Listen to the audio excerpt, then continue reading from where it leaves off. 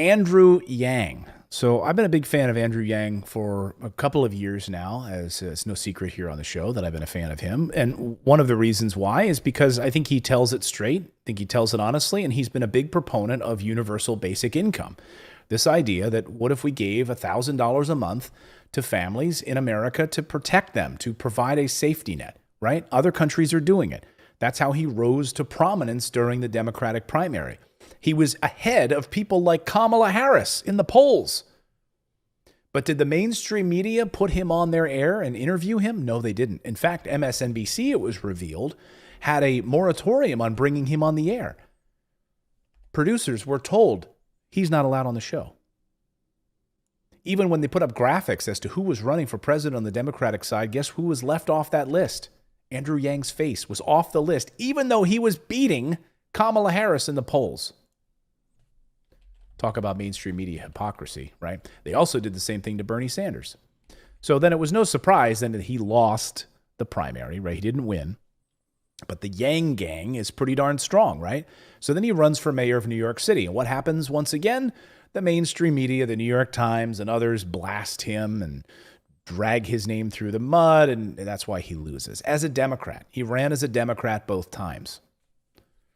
So now, former presidential and New York City mayoral candidate Andrew Yang announced on Monday that he is changing his voter registration, making an official break with the Democratic Party. He's done. Good. He said, quote, "I've been a Democrat my entire adult life." And he said, and yet I'm confident that I no longer being a Democrat is the right thing. Welcome to the club, my friend. Yang is set to release a book titled Forward: Notes on the Future of Our Democracy later this week. So his new book will be out later this week. So he's starting now what he's calling a new third party, called the Forward Party. According to reports in his book. He hasn't really come out and saying that. So that's in like the last chapter of his book. Yang said that his new focus is on promoting adoption of open primaries and ranked choice voting. So these are going to be two of his big pushes. Curious to see if he'll be talking more about universal basic income. We'll get there in a second, and the effectiveness of UBI. But so ranked choice voting. What is ranked choice voting? Well, ranked choice voting exists in Maine, and other areas are starting to really get serious about ranked choice voting. What it means is that you as a third-party candidate, if you poll well and do pretty darn well, people who vote for you get to rank who they want to be chosen in that primary or that election. So let's just say, for instance, there's three people, right? There's, there's the dwarfs, right? The seven dwarfs, right? So you've got Sleepy, Sneezy, and Grumpy, okay? The reason I'm thinking of these dwarfs is because my little girl, 5-year-old, climbed in bed with me this morning, and she said, let's play the guessing game. So for 30 minutes, I was snuggling with her, and I was asking her like different princesses, and she had to guess little things about them. So I said, all right, you need to name the seven dwarfs. And for like 30 minutes, she could not remember Dopey. So we just couldn't get through the seven dwarfs. Anyway, so that's why these dwarfs are on my mind. Anyway, so three dwarfs, okay? Sneezy, Sleepy, and who else did I say? Grumpy. Oh, good. Okay. Yeah, okay. So you're like, Grumpy is a third-party candidate, right? And I don't know that I don't know. If I waste my vote on Grumpy, if I just vote for Grumpy with the normal election system, then I'm throwing my vote away, right? That's the perception of voting for a third-party candidate, right? If I vote for the Green Party guy, then I'm really just helping the Republican or something, right? That's the idea. Well, ranked choice voting gets rid of this because now you can vote for whoever you want in the order that you want them. So if your favorite candidate is Grumpy, then you put that person up there number 1 on your ballot. Number 2, Sneezy. You like Sneezy, maybe not as much as Grumpy. Okay, and if Grumpy doesn't win, then at least you voted for, that's the next on the list. And then Sleepy is the third one. So you're not really a big fan of Sleepy, but you'll take him in a pinch. And that's how ranked choice voting works. That way you're not throwing away your vote. If there's not a plurality of votes for Grumpy, like not enough people voted for Grumpy as a third-party candidate, okay, so then you get your second best. And that's how it works. And I like the idea of it, but the problem I see with it is the fact that they still control the debates. So the majority of people would never hear from those third party candidates, even know where they stand, because you're not going to see them in debates. You're not going to see them on the media. So, you'd have to fix that before implementing ranked choice, in my opinion. Otherwise, it's going to be the same old thing.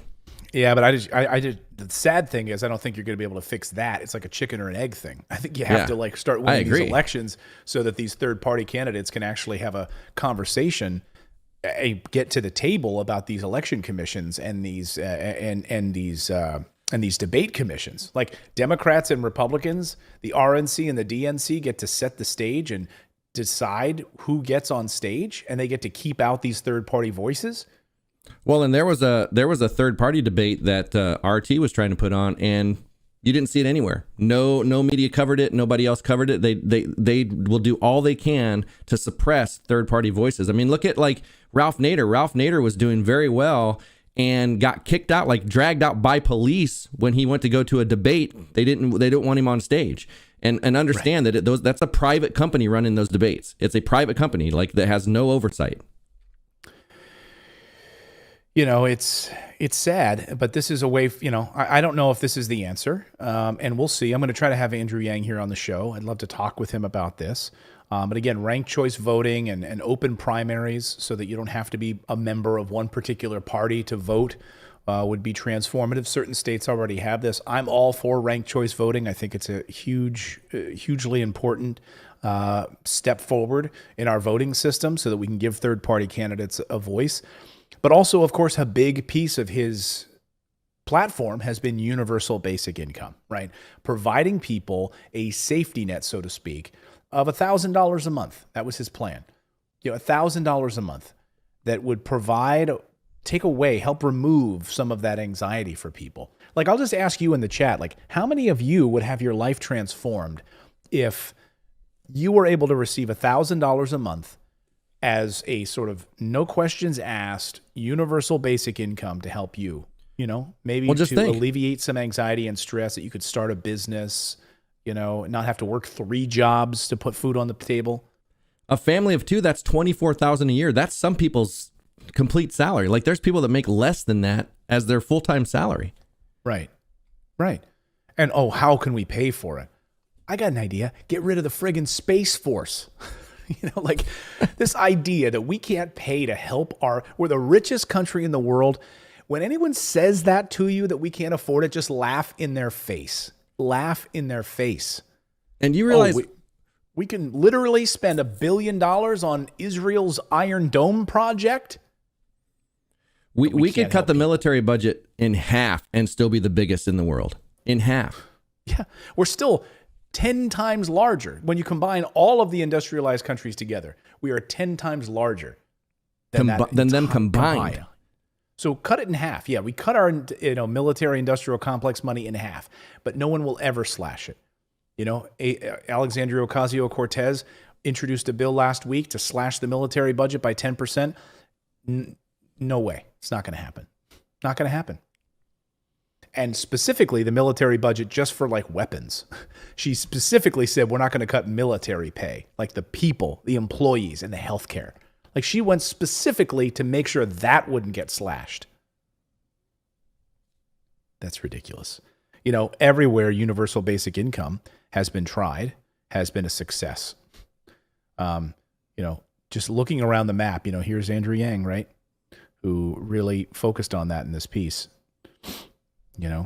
And so look at all the places where universal basic income has been tried and has worked. Pretty remarkable. A lot of test bed, like in Finland. Look in the United States where it's been tried and tested, and it's been a great success. Look, the U.S. has done more UBI than anywhere else. So I'd like to read Andrew Yang's book. His new book comes out this week. It's called Forward, Notes on the Future of Our Democracy. I'd like to have Andrew Yang here on the show and talk about his new third party, the Forward Party, to see where it goes. I don't know. We have the People's Party, we have the Green Party. It's amazing. I was looking last week or 2 weeks ago in Germany. right? Germany, of course, and Angela Merkel stepping down. She's done now. There was like a bunch of young new parties that had like popped up that had enormous support. Like, and part of the government was going to be formed with these new young parties that just came out of nowhere. Could we have that in the United States? We also have the People's Party, just FYI. Oh, I said that. Yeah. Oh, you did? Oh, yeah. I said that. The People's Party, the Green Party. What else do we have? Libertarian Party. But that's about it. And none of them really get, it's so hard for them to get on the ballots. It's so hard for them. They're up against this, Republican Democrat wall that keeps them out of it. What did Ross Perot run as? An independent. Independent. I think he was independent. I think he ran as an I. I think. I'll look really quick. I don't think he was libertarian. I think he ran as an independent, if I'm not mistaken. Yeah. It says he was Republican. He might have been a Republican, but he ran as a third-party candidate. Oh, in 1992, Ross Perot ran unsuccessfully as an independent candidate. Yeah, that's what I thought. Yeah. Because the argument at the time, of course, was, oh, you're going to take votes away from George H.W. Bush, because he was more conservative. Ross Perot was more conservative. So, and he did. Like, that's what happened. Bill Clinton didn't get a, huge, I think he only ended up getting like 30-something% of the vote, Bill Clinton did. So it wasn't an overwhelming trouncing. And really, you could thank Ross Perot for basically allowing Bill Clinton to win. He really split the vote. Anyway. Well, and look at how they get blamed. Ross, and then you got Ralph Nader got, eviscerated for what he did, or for what they say he did. He didn't do it, but he's still blamed for that loss. And what's her name? Jill Stein is blamed for Hillary Clinton's loss. It's oh yeah, it's BS. Hillary still blames Jill Stein for losing the election. Like, really? No, it was not Jill Stein that lost the election. By the way, as most of the people who, in the polls afterwards, when like the people who voted for Jill Stein in the Green Party, when they were asked like, hey, would you have voted for Hillary if Jill Stein wasn't there? They were like, no, I would not have voted for Hillary. It's like they think that they just would have like transferred their vote over to her. It's ridiculous. Yeah, they're looking like you voted for her just because she's a woman, right? Another woman? Like, no, right. They actually liked her. She's actually had a lot of good things about her. Right. But it's her fault. And Hillary to this day is like, well, there was, in Pennsylvania specifically, we had the Green Party that did this and did that. So we, so that really hurt us in Pennsylvania. No. What hurt you was you having no platform, no message, no authenticity. That's what really hurt you, Hillary. Anyway. And they still don't get it. They still don't get it. Thanks for subscribing to the channel. You can also become a channel member by going to morninginvest.com/join, where you can stick it to the mainstream media and support independent journalism. We're able to bring you the stories that you won't see on any of the major billionaire-backed networks. Thanks so much. We'll see you next time, everyone.